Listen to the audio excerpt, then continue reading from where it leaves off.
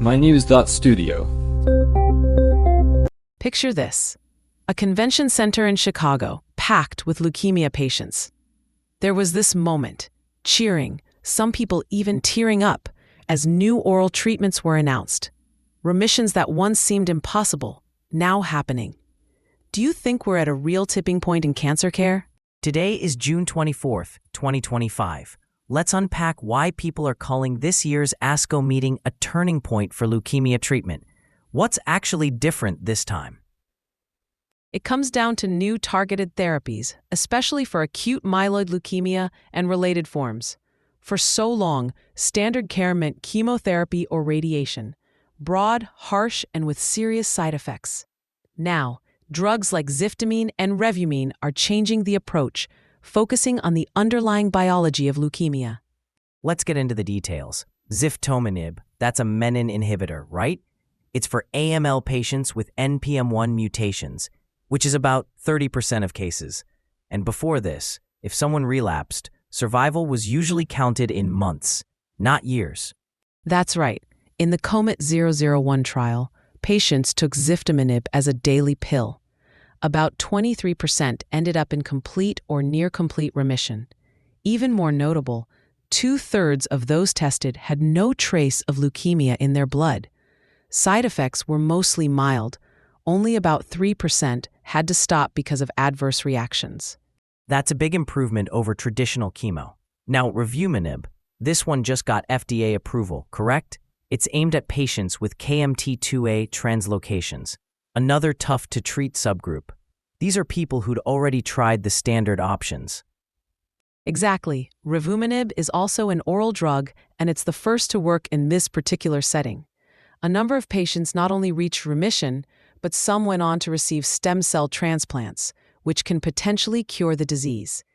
And the story goes beyond the drugs themselves. These trials brought together researchers from across the world. How soon do you think patients outside major cancer centers will see these drugs? Is access going to be an issue? Ziftomenib has breakthrough therapy status from the FDA, so the review is moving quickly. Revumenib is already cleared. But the rollout isn't uniform. First at big centers, then gradually more widely as manufacturing ramps up, and more countries grant approval. There are hurdles: high drug costs, the need for specialized diagnostics, regulatory delays, and infrastructure gaps, especially in lower-income regions. So the science is moving quickly, but actually getting these therapies to everyone is still a work in progress. Are there efforts to speed things up? International collaboration matters a lot here. Policy changes and stronger health systems will help, for sure. But for now, access to the most advanced drugs is still limited for many patients around the world. Let's zoom out for a second. What's the real difference between these targeted therapies and what's been used before?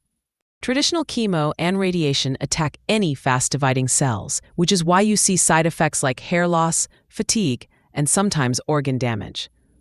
Targeted therapies, like ziftomenib and revumenib, go after specific genetic mutations or proteins that leukemia cells need to survive. They're oral, often taken at home, and tend to have fewer side effects.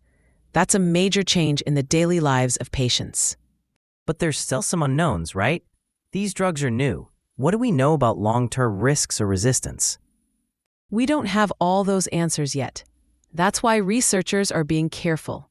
There's a strong need to track patients long-term, watching for late side effects or resistance. Some people may relapse eventually, so the research is ongoing. What's next in the research? Are there new targets or drug combinations coming? The next steps are bigger trials, especially in patients with different genetic backgrounds or related diseases like certain lymphomas. There's also a lot of interest in combining these new drugs to tackle resistance, and in finding new biomarkers so treatments can be even more personalized. Let's ground this with a patient story. Joe, in Manchester, joined an early-phase trial for a chronic leukemia drug. He saw major improvement, and the side effects were minimal. That's a real change from the past, where treatment often meant trading years for quality of life. And Joe isn't alone. For the first time, patients with resistant leukemia are seeing remissions that last, not just a few more months. Still, the the medical community is gathering long-term data and working on making these outcomes more widely available. So we're at a global shift: precision drugs, international partnerships, and new hope for patients who had few options. But challenges remain. That's it. The breakthroughs are real, and so are the challenges, especially access and long-term safety. The next few years will show how these advances work out in day-to-day care. If you've just joined us, we've talked about new leukemia drugs changing survival chances, how targeted therapies are different, and what stands in the way of access worldwide. Thank you for being with us as we explored the latest science, the setbacks, and the hope that's starting to become reality. Thanks for listening. This episode was brought to you by mynews.studio. You can try it now for free.